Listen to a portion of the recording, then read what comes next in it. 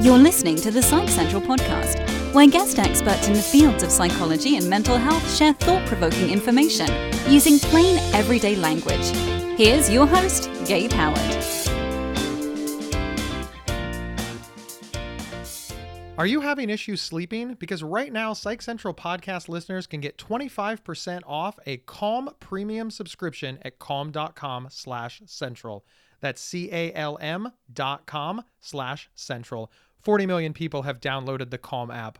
Find out why at calm.com/central.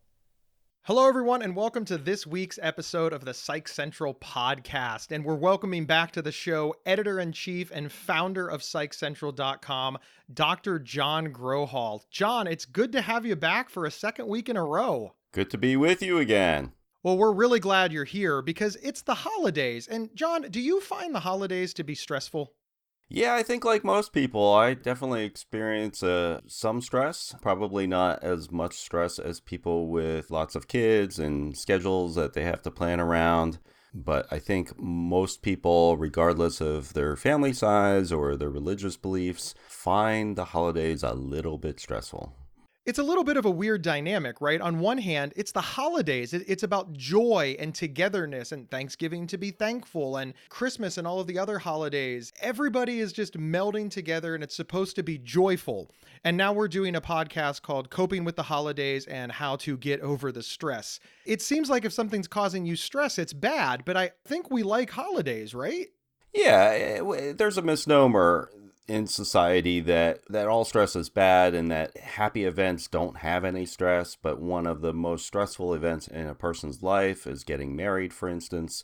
So, of course, you can have a very happy event and come together as a family, as we do during the holidays, and still feel a fair amount of stress.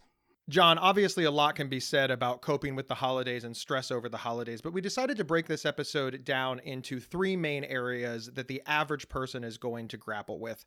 And the first of those three is just the stress due to the planning. You use the example of a wedding, and there's a lot to plan with a wedding, and there's a lot to plan with Thanksgiving dinner or any of the other holidays that happen around this time of year. And I think that's understandable because you're having many guests into your home.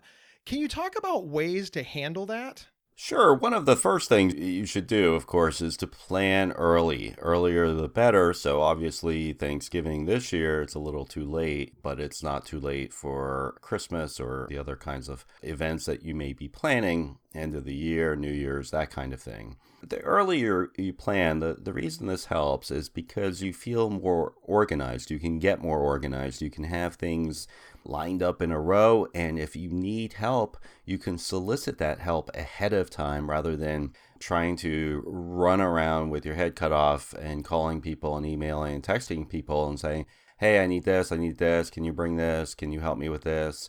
It feels a lot more stressful when you don't have the time. So making the time by planning early can be super helpful and very important. Back when I was very little, my mom did everything for Thanksgiving. She invited the guests. She did all the shopping. She did all the cooking. She did all of the entertaining. She made sure that everybody was happy and comfortable. And we just sat and watched the parade or football or talked among ourselves. Years later, my mother finally snapped and yelled at all of us and called us lazy. From our perspective, we didn't know that she needed any help. From my mother's perspective, we should have known that she needed help. And there's a lot to unpack in there. But let's say that you're the host and you want people to chip in. My mom didn't feel that she was empowered to ask her guests to help. Can you speak about that for a moment? Because obviously that wasn't a good situation because ultimately it made my mother's holiday less enjoyable for her.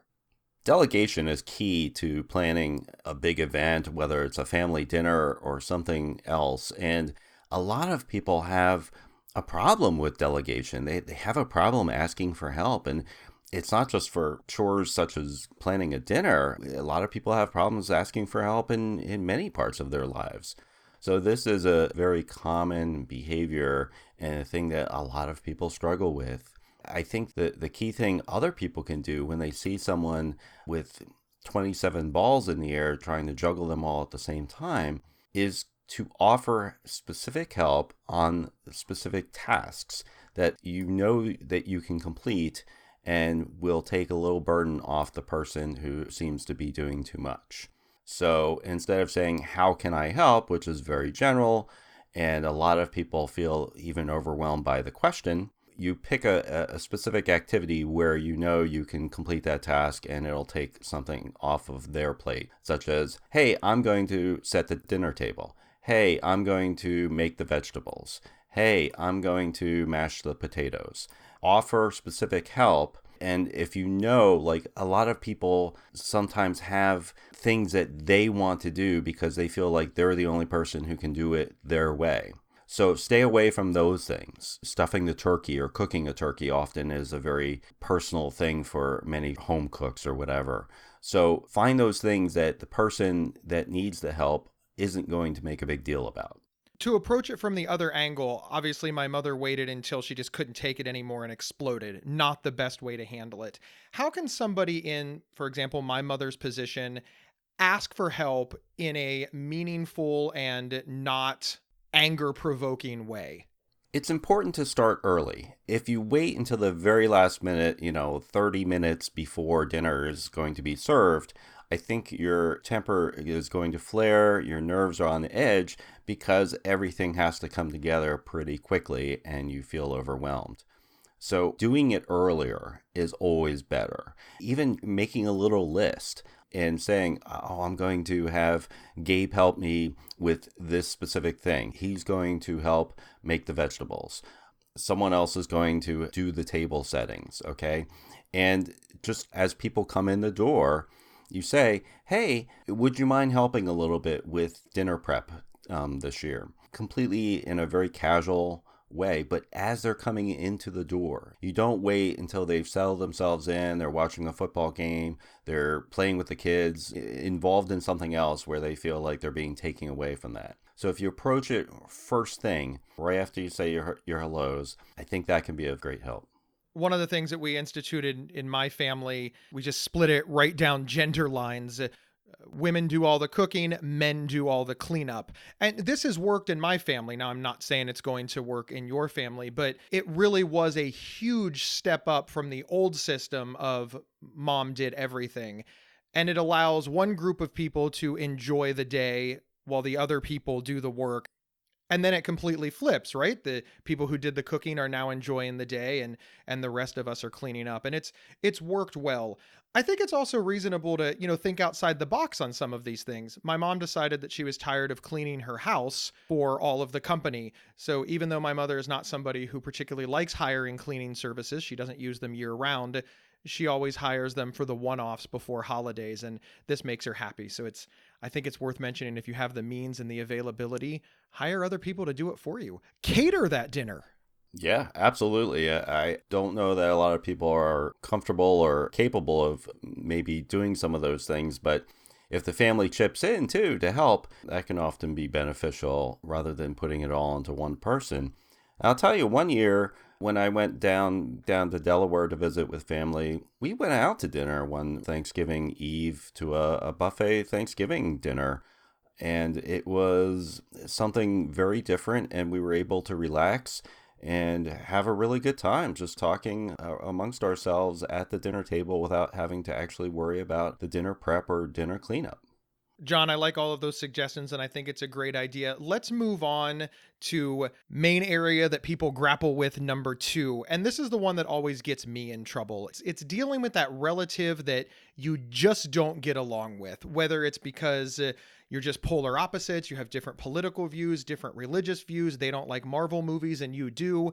There just always seems to be that relative that you probably only see on holidays because you don't get along, that rubs you the wrong way.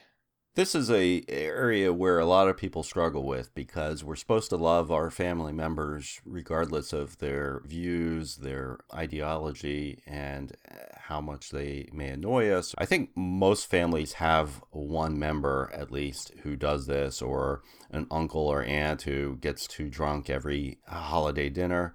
And it's uncomfortable. And a lot of people have a hard time spending good quality time in a situation like that because of that one person. But your issues with another person are actually your issues. Even if the person is behaving badly or in a way that you don't approve of, doesn't mean that you have a right to judge that person, or you have an expectation that that person should behave according to what your standards are, what you think is right. So one way you can deal with this kind of situation is to simply spend as little time as possible in that person's company. Now, some might call this or look at this as avoidance, but avoidance of a negative stimuli is actually a good thing. You don't want to have negative stimuli in your life that you're constantly exposed to. That's what leads to anxious reactions and even depression. When you have this person who you're forced to spend time with all of the time in your life. Luckily, with families and family dinners and holiday traditions, we're usually we only have to spend time with these kind of people for a few hours. And it might just be a few hours a year. Maybe they only come once a year. So avoiding them is probably a very good coping strategy that is the easiest to do and is pretty darn effective. One of the things that we instituted in my family is the no religion and no politics rule. My mother set the rule. She kind of rules the roost, and she's like, hey, listen, we can talk about anything, but no religion and no politics. Because frankly, those are minefields, right? There's a lot of different political views. There's a lot of different religious views, and we just don't want to get into it. This has helped a lot. And we sort of also self-police on no parenting advice, no financial advice, and things like this. And this has really helped. Do you think that there is an onus on the host to set certain rules to keep topics off and then enforce them, almost like a support group moderator?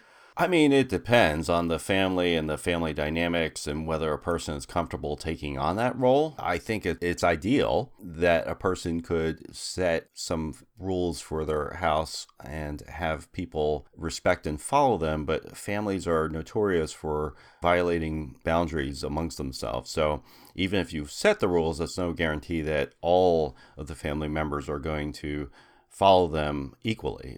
One is always trying to push the limits, so to speak. So I really like what you said earlier about how you don't have to engage, that avoidance, setting boundaries, these are good ideas. The thing that I try to think about is, am I going to make a difference? If Uncle Bob says something offensive and Gabe stands up and, beats his chest and gives him all the reasons that he's wrong, did I change anybody's mind? Did I affect positive change, or did I just create a negative environment and make the holidays a little less enjoyable? For me, I realized that I wasn't doing anything positive. I was only doing something negative. And I think that's good advice for our listeners. We like to believe that we're going to change the world because of that Thanksgiving or Christmas or New Year's Eve argument. But in reality, we didn't do anything except cause a scene. absolutely. And the key is, what do you want out of family gathering? Do you want upset and hurt feelings? Or are you looking for a time to reconnect with people that you have a lot of shared history with? What do you value?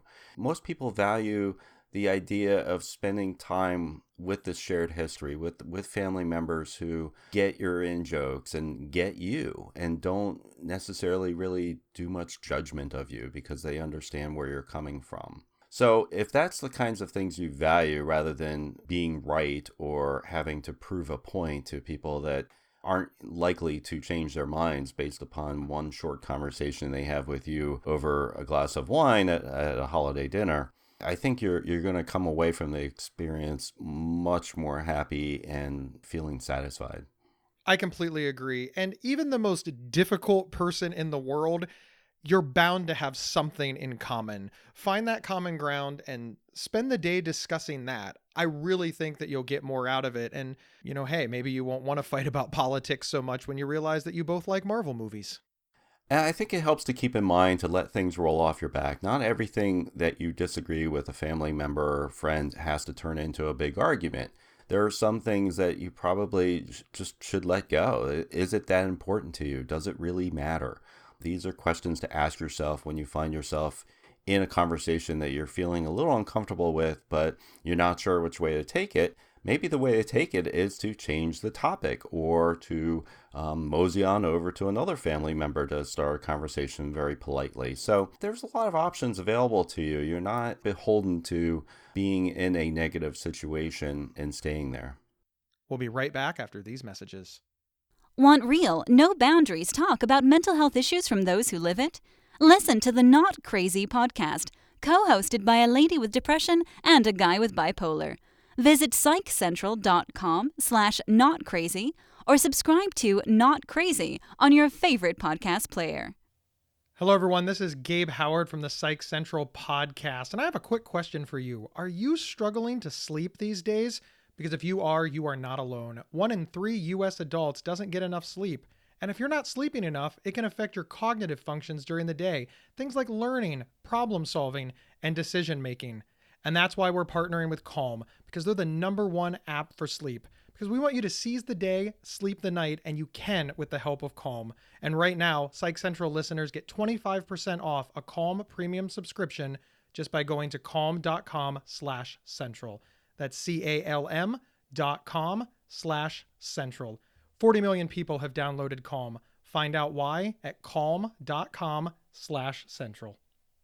This episode is sponsored by BetterHelp.com. Secure, convenient, and affordable online counseling. All counselors are licensed, accredited professionals. Anything you share is confidential. Schedule secure video or phone sessions, plus chat and text with your therapist whenever you feel it's needed. A month of online therapy often costs less than a single traditional face-to-face session. Go to BetterHelp.com/PsychCentral and experience 7 days of free therapy to see if online counseling is right for you. BetterHelp.com/PsychCentral.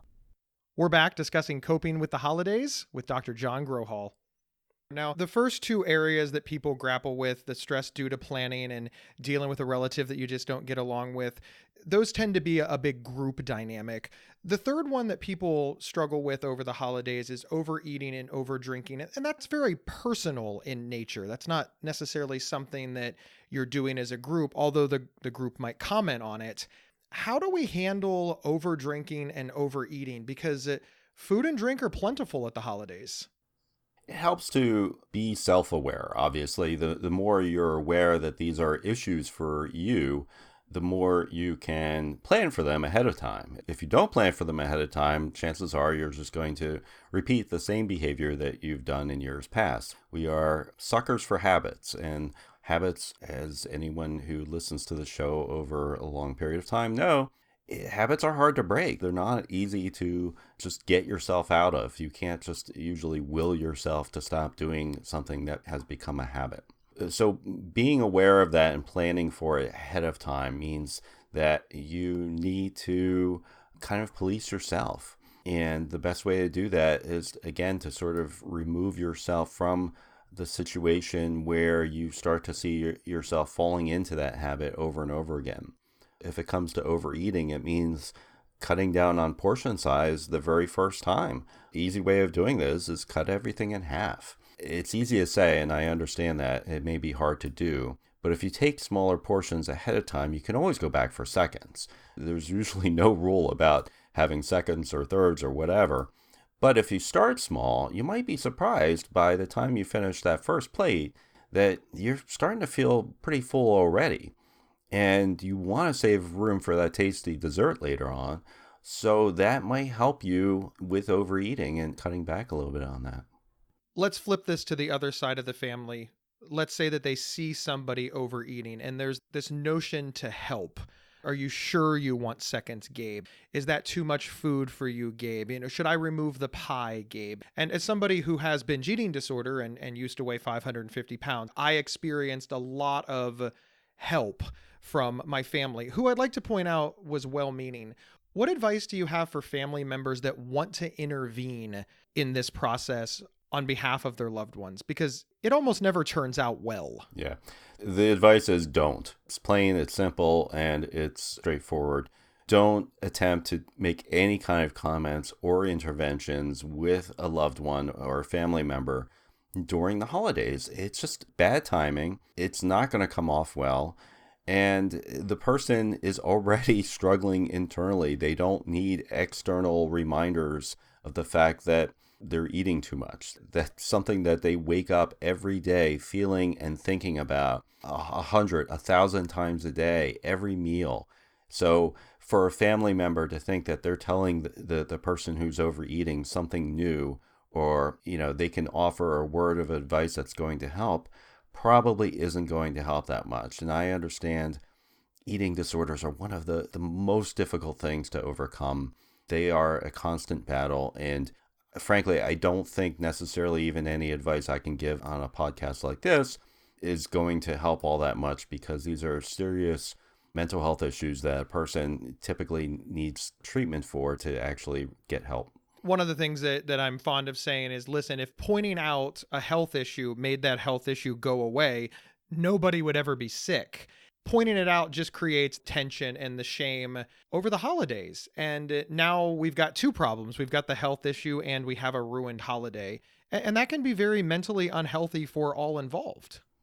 It hurts. It emotionally hurts. And I'm not sure why anybody would consciously want to inflict emotional pain on people that they supposedly love and care about.